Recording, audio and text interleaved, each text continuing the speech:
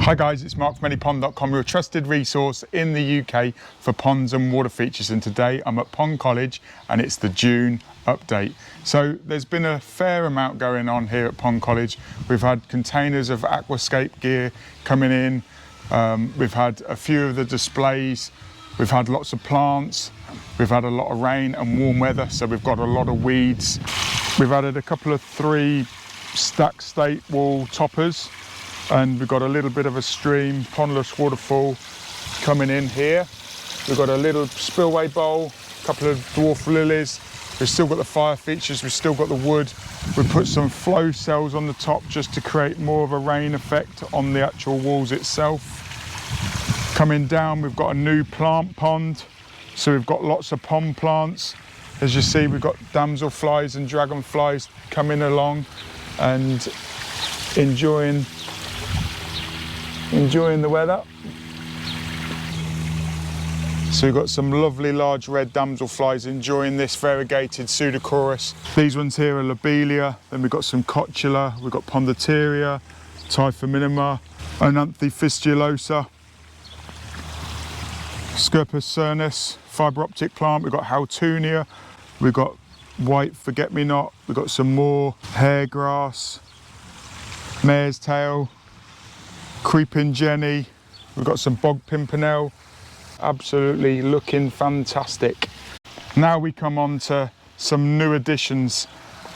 What we've got here is we've got some garden aquariums, some exciting stuff coming up with those. Let's go over there now to when I picked these up a couple of weeks ago.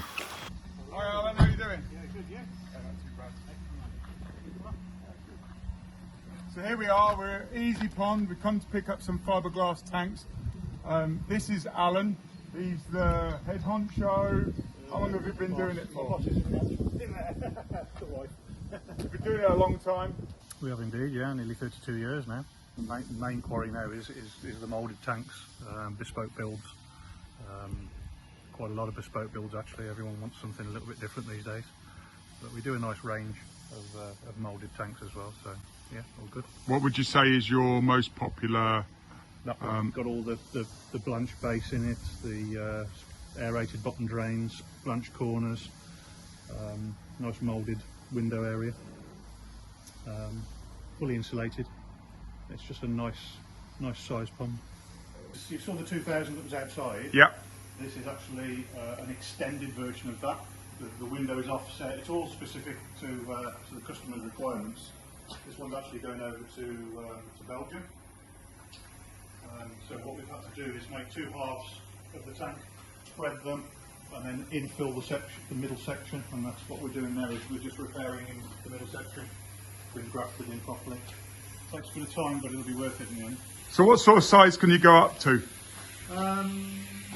Well, recently we've just done a 6,000 gallon. Yeah. So that's 6 metres by 4 metres for 1.2 metres. Wow, and that was joining 4 bits together, or 3 bits together? Yeah. So you can have them custom made, whatever you want. Absolutely. All the specifications, and you do a little bit of work inside people's gardens if need be, yeah. Access is an issue. Yeah, I mean something this size is obviously a crane job, but yeah. Let's say somebody that was having a go, they're DIYer, they think that they know how to do fiberglass ponds. What's different between yours and? There's quite a number of things to consider really. One is our background really. We come from the boat building sector, so we know the different types of gel coats. There's lots of structural things that we look into and do quite a lot of work behind the scenes. We try to use the most innovative products that are available to us. You know, we do try to make the best of what we can possibly do.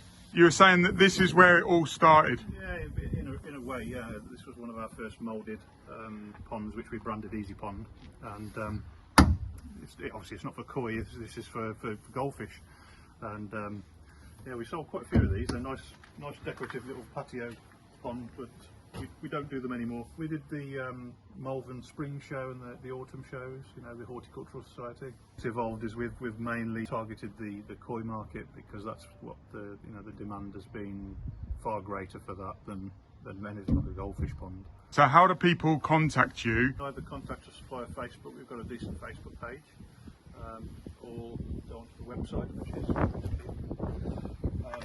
or give me a call. We've got dealers in America, in Australia, Belgium, Malta. We can pretty much send anywhere really. We've sent out to Madeira. Yeah, so it's all easy. Thanks Alan and the team at Easy Pond.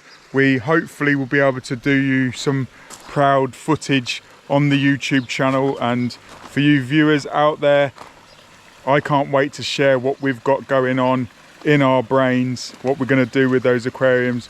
Not 100% decided completely what we're going to do, but that is going to be a whole new video series on its own. Now we come over to the lockdown pond. The fish are hungry. We've had a great day today. We've been filming a few dragonflies earlier on in the day. Here's a bit of footage now for you.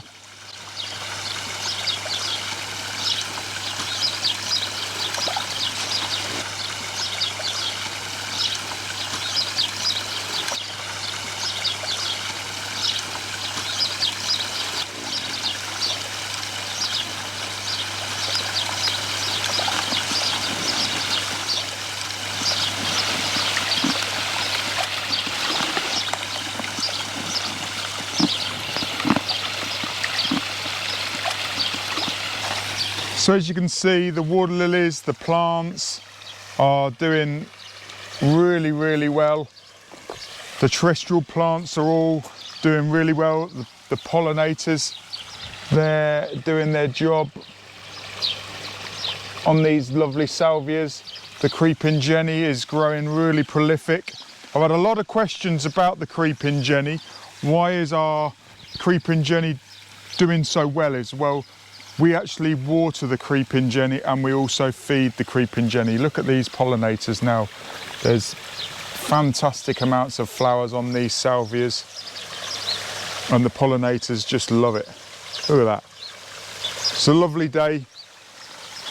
The hostas are now in flower.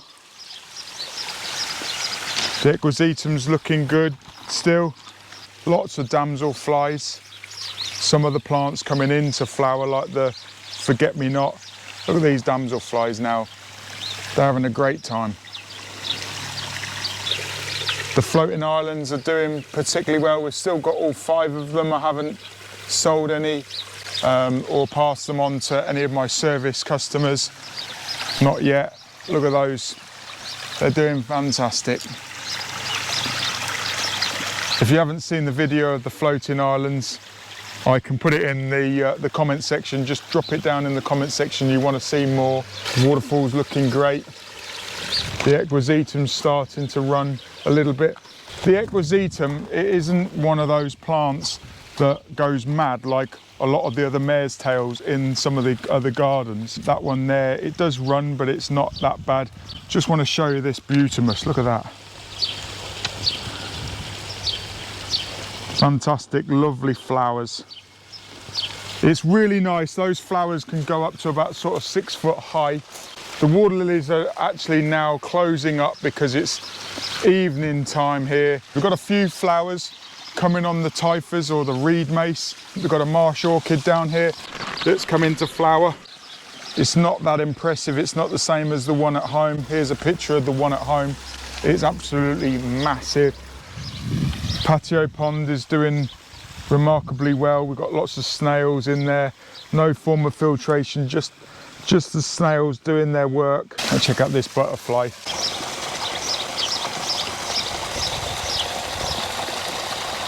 These salvias are really, real great terrestrial plants. What they do is they flower for a real long period of time, so I love those salvias just there. I haven't been around for a couple of days. We've got a little bit of blanket weed forming in the waterfall there.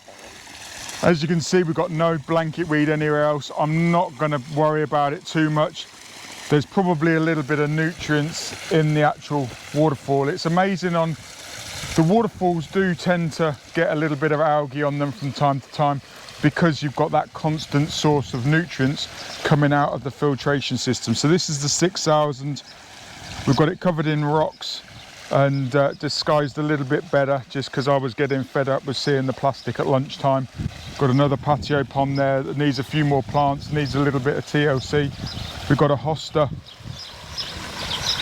that's again in flower. Looks great. It's in the shade of that iris. Here we got one of the pondless water features. So we've got a pondless water feature with a stacked slate sphere. The stacked slate sphere is 60 centimeters, and doesn't it look great? Been drilled out, so a little bit more water flowing from there. 360-degree views. Fantastic for any garden setting. If you've got power, you can have that stacked slate sphere. Now we're coming into Charlotte's DIY garden, giving you an update. We've actually disturbed this pond because we actually took out one of the water lilies today. We're actually building a large pond in Leicestershire at the moment. The video will be coming out shortly on the channel.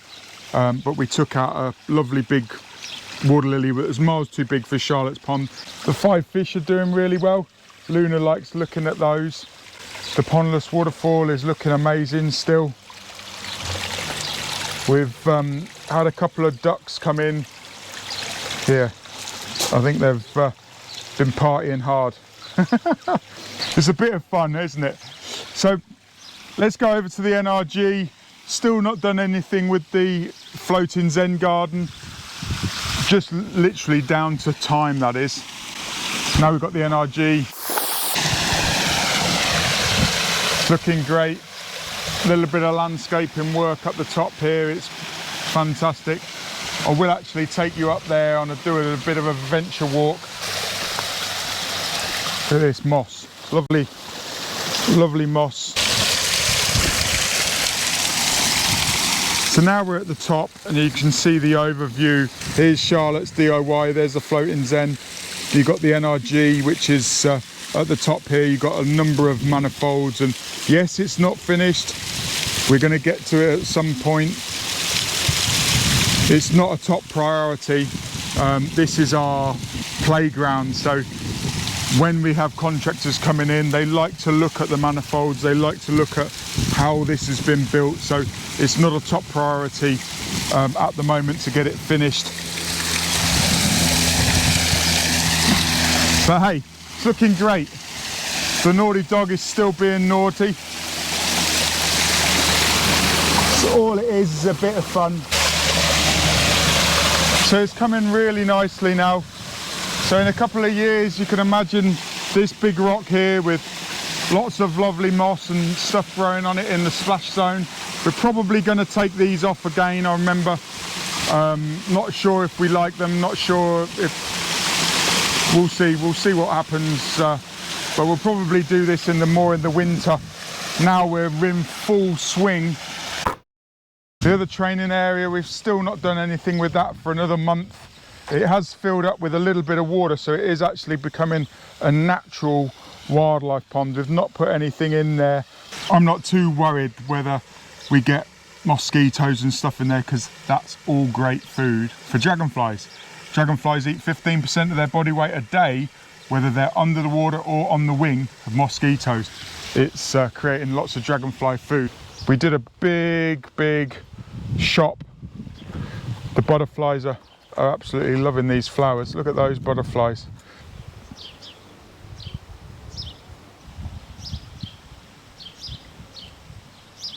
It's all about the pollinators. Got some more different types of salvia. Listen to these. Lovely bumblebees. They're real nice, placid creatures most of the time.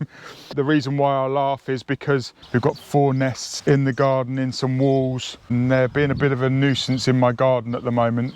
Yes, we're not going to do anything to the actual sort of like the nest, because they will naturally die out. Unfortunately, they sting. We've got some insatas in there, we've got some setosas in there, we've got some typhominima, a lovely typhominima. This typhominima grows about 2 foot high. It's a fantastic plant for smallish ponds. We've got some lovely grass, some more butamus. Look at that butamus, it's beautiful. So we've got lots of plants, some more aquatics, some more phalaris, some more grasses. And I love shopping. It was funny during lockdown last year, it was like everybody was having cravings for different things. I was having cravings to buy plants. I'm sure some of you guys were having the same cravings. The weeds have been terrible. At the same time, it's fantastic growing weather. Everything's looking great. Those flowers are going bonkers. The pollinators are really enjoying it. So yes, it's a real quick video today, but it's a Pond College update, and hopefully you enjoyed that little segment about Easy Pond, and you should contact Alan and his team if you want a fiberglass pond. Fantastic bits of kit, worth every single penny that we paid for them. It's just a sign of a quality craftsman. So thanks for watching. I'll see you in the next video.